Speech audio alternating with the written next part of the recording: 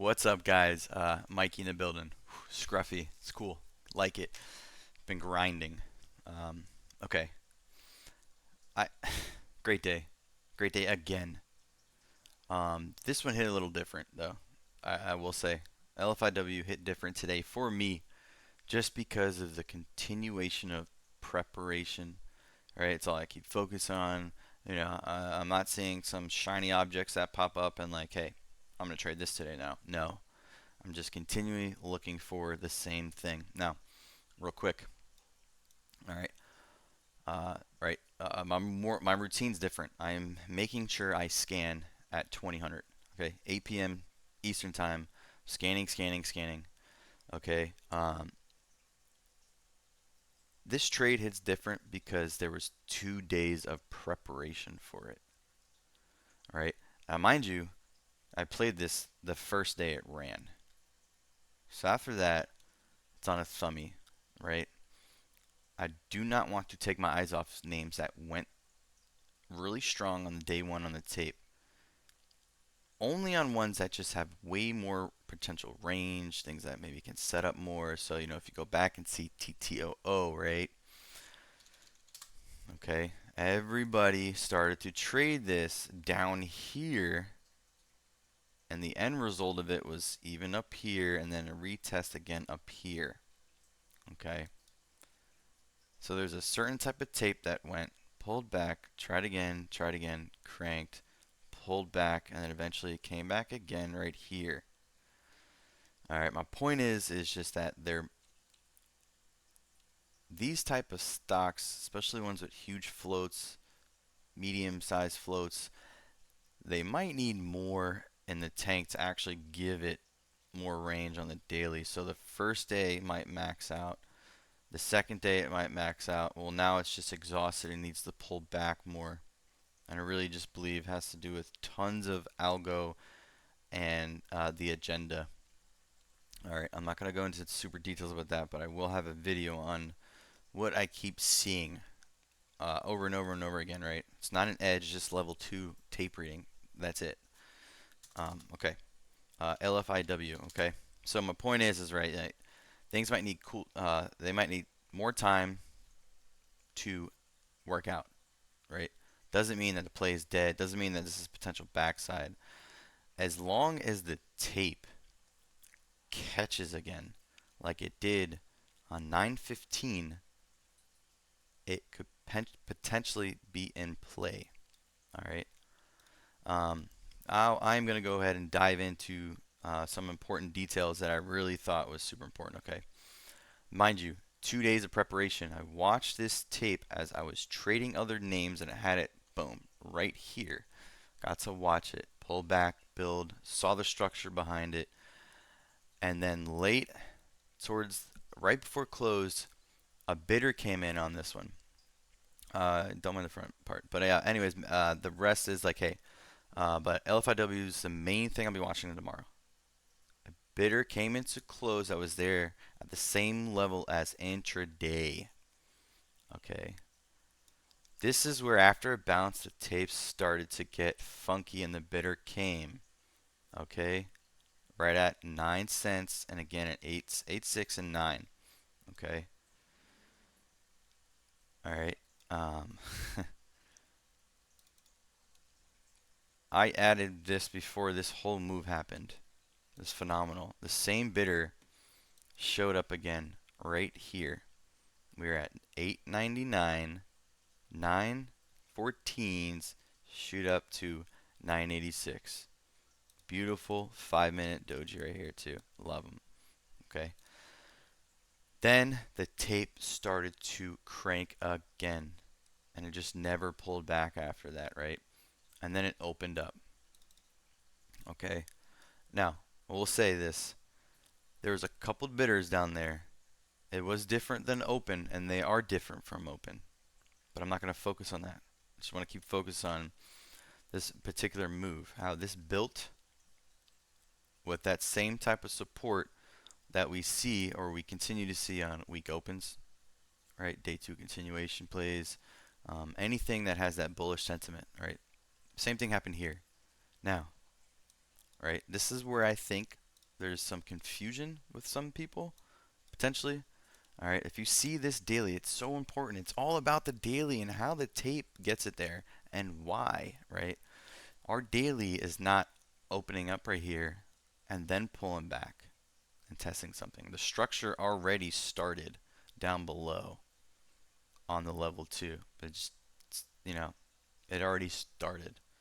All right, so when this takes off, a lot of people are behind already and don't know because they weren't paying attention to the whole move that happened. Super, super important. Match with the daily. So I think people are getting confused is like, hey, this already opened right here. We're not getting that pullback. It's not ripping. Okay, well, in some cases it does matter and sometimes it doesn't. It's all context, right? But again, how it got there and how it opens up and how the tape reacts at open is going to tell us the story, you know. Immediately, guys, this thing starts to break out. Now we are above this pre-market structure down here. All right. If you have to zoom out and look left, what's next? It's easy. I mean, just mark these quick, simple levels, right? And then boom. Something more intraday. To me, very quick. It's just okay. Yes, that this pivot is important. If it's only important if the tape reacts a bad way to it, or when I show you what happened in the 18s, 19 consolidation, you know, a couple of my buddies were saying I need to learn this, but it's VPOC. It was a VPOC thing, volume point of contact. I don't know. I'll work on that. But it only matters if the tape reacts a certain way, but you gotta have them. Or something, a give or take, a little bit close to here, a little bit above it, whatever it is, right? It's all about liquidity and how to trap or how to get people going and things like that. So it didn't tap it, Mikey, or it was below it, or it was above it and then dumped the tape. Just my point is these levels are here for a reason, but they're not here to make you be afraid or it has to. That's my entry, or I need to come up with a thesis off that. And if you do that, I think it's fine, but use it potentially towards how we're reacting once we get there. That's it. It's nothing more complicated or uh, intricate about it. Okay? And hey, I am not the best at trying to come up with words. But you don't need it. Okay? That's all that matters, right? Okay. As this thing is starting to take off and we have our levels out, to me, and how I've been practicing and implementing tape is like, I got my reads. I'm holding. I want to see what happens. We break this. Well, this is early. They're already doing it pre-market. That's the phenomenal part. And then we have to break 17. And we break 17 right here. What do? We run straight into it, right? There's empty space. All right, that little 10 pivot, obviously, way earlier, has nothing to do with it. We're in this empty space field. Okay, up only, straight buying. Run into this pivot. Does it look like a rejection? A little, maybe, not really. All right. A lot of things happen on that level 2 right there. This is important. And then it pulls back. Super, super light. We're above structure still. Well, the tape catches and then reconnects. And then I have a couple spots on this chart. Hold on, my notebook. Yeah, that one. Okay. All right, there's a couple spots on this chart again. Super, super important. If you hear me in my other videos, I talk about it. I go over this in Sunday sessions too with everyone, or Saturday, either way. This is in fluctuation of the tape. We got to hold. Let's go. Let's ride. Okay, this is also where the VPOC that my buddy was telling me about, right here. Okay, which is great. It was great. All right, that happened. It stalled, and it started to accumulate again, and it broke above the high of that doji. Okay, we started to go. We started to crank again. This one came. Well, what happened? We had a little tape and fluctuation right here again too. Okay, same thing happened, but the opposite thing happened. Okay, these are just the small little details that I kind of want to point out because I think a lot of this just doesn't matter, but some of them do with level 2. Boom. All right, see what happens right here. We break this. We're consolidating above it, and now we need to get back up it. It's showing that it can't, but okay, this is micro to me. all micro, micro. But what happens is we pull back to this pivot right here, which is really close to our daily pivot too. Okay, it's a little bit off, but we pull back to this 1837 pivot, the same exact doji that the tape had some fluctuation down here off of. All right, nice controlled walk down. Again, guys, if you guys did not watch this tape, how this whole move ran. Ooh, this is great. Okay, between this whole move right here, there's a very particular tape. It shifted, tape flipped, and started to pull back. There was great reads on this if you tried to short it, because yes, the ask got heavy up here. They started to walk it down. The same bid structure they used to push us up left, left, left, left, left, boom, reignites down here. All right, this is an important one on the 5 because that was that important 5-minute doji because that was the fluctuation right here. If you guys saw this, I didn't have to, but everybody and their mother's name probably slapped that. Retail, algo, whatever the heck. All right, that's why I went doing, doing, and then it like kind of slows down, chills out, and then picks back up in the direction it's going into. Right. I really believe if you keep trying to step in front of anything that the algo wants to do, you will always lose. You might get lucky a few times, but you will always lose. That's my opinion. And it's my opinion because I lost so many times doing that. Okay, I can tell you guys, again, if you guys are going back and like reviewing your trades and seeing where you're failing and seeing where you're winning and then deep diving into that, perfect. You are going to really see so much more snacks, SANX. I don't go on Twitter a lot, guys, but I do once in a blue moon. I really think it's destroyed.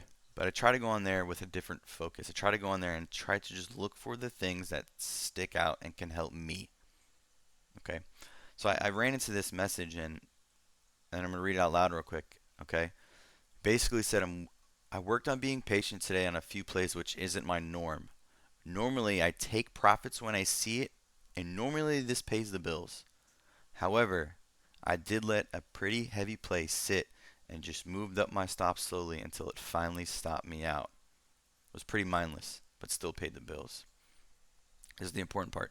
The trick to not doing this on plays.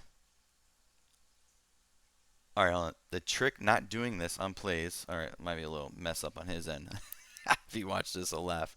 He basically said the trick in mastering this is to do it on the plays that are not thin and have slippage. Boom, another light bulb went off to me.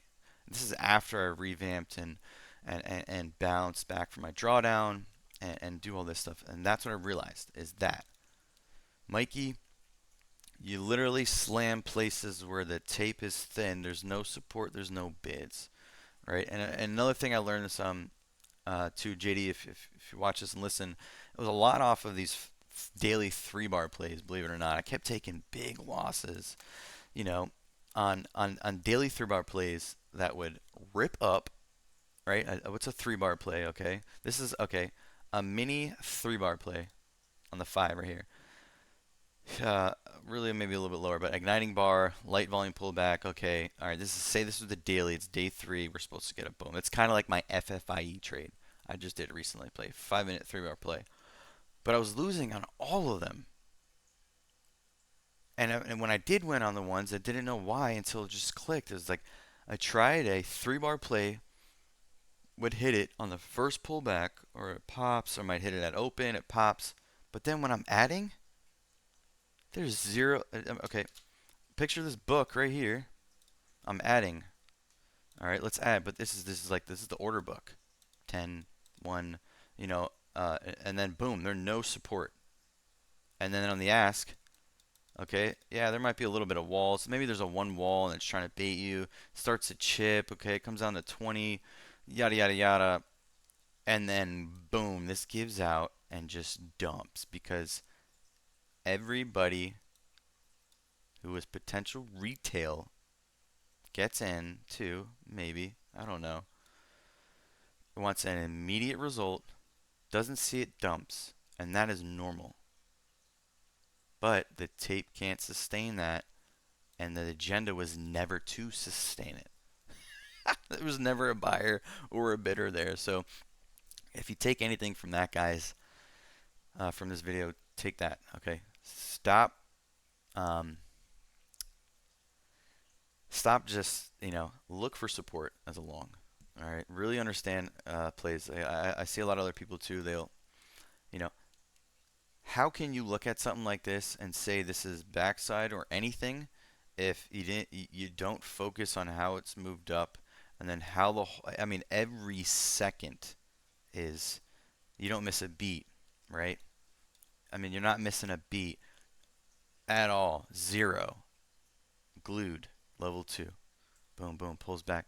Wait a minute. I do say this might be, might be a.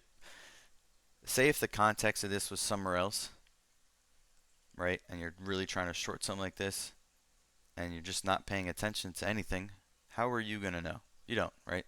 Or if you see setups like this and maybe this is your setup, but it's happening on the backside of the daily somewhere else and it is it. You might take a stab, you might get faked out from here, and then it dumps. Well, you're shooting yourself in the foot because you're not giving yourself the hours and the time of the day that you need to just stare. And sometimes it's hard. It's like choosing the wrench. I'm going to stare at this and not make any money today. But by choosing the wrench, I'm going to benefit everything I need to so that the next time it pops up, I have a little bit better and a sharper thesis and conviction to lead me into the next one, and then the next one, and then the next one. And it's like a snowball effect. Whoa, whoa, whoa. And in the beginning, you're kind of like, what is happening? And then you take a step back from that, and you're like, well, 8 months of hard work, guys. All right, much love. Peace out.